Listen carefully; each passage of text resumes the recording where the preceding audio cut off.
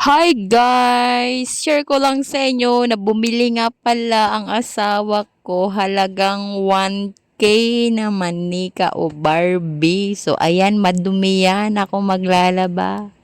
Dahil nag-isip na naman siya ng napakabilis. Gusto niya mamili ng ganyan. Tapos baguhin ko, labhan ko, linisin ko, bihisan ko ng panibagong damit para itinda. So, dahil nagustuhan ko, ayun, magiging koleksyon na lang namin ni Queen.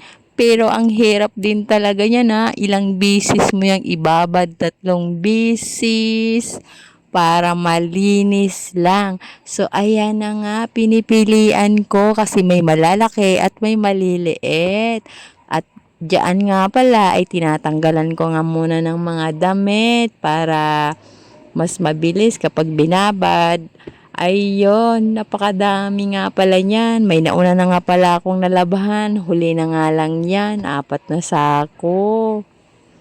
Tapos may mga stop toy na Jollibee. So ayun, maging koleksyon na nga lang namin. At ang hirap nga baklasin ng mga damit na maliliit. Pero nung malinisan ko na yan, maganda yan. Pero dito lang muna tayo sa video na to. Para hindi na mahaba ang usapan. I-update ko na lang kayo ng before and after. So, ayan na nga. Sa dami, ang tagal ko. Dahil hihimay-himayin ko pa ang buhok niyan para masuklayan lang.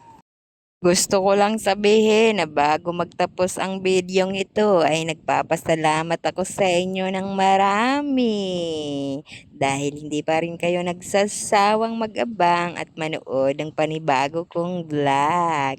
So ayun lang guys, thank you again for watching, pero marami-rami pa talaga ito at mahirap talaga baklasin din. Buti na lang hindi siya mabaho dahil natuyot na, pero siguro kung basa yan, ako napakabaho niyan. Pero nung binabaklas ko nga ay ang alikabok naman nalalanghap ko, and then meron nga din pala diyan mga may kamahalan din talaga na naitapo na, tapos nabili ng asawa ko. Ayan. Naging toy collection tuloy ako sa wala sa oras dahil sa kung ano-anong maisipan ng asawa ko. And then, pinapili ko nga rin yung good din ang quality. Tapos, may hindi ako dyan mga gusto. Ayaw ko yung pamanika na malambot yung gitna, yung pa-fiber, tapos matigas yung mga kamay, tapos paa-ulo. Ayaw ko nun, hindi ko yan tatapusin. Dito na yung mga unang nalinis, hindi pa tapos.